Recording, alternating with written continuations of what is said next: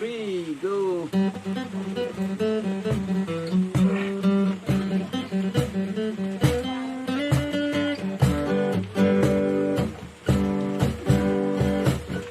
Matamamada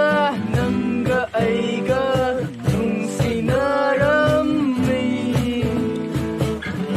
Isama ming fauko na duna Samu masamu pa Matamamada nanga aiga nungsinarami Isama ming fauko na duna Samu masamu pa Hazira sudu na manggida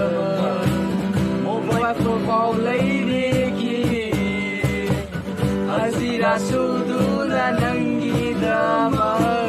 Mobile phone call lady ki Oh my ex baby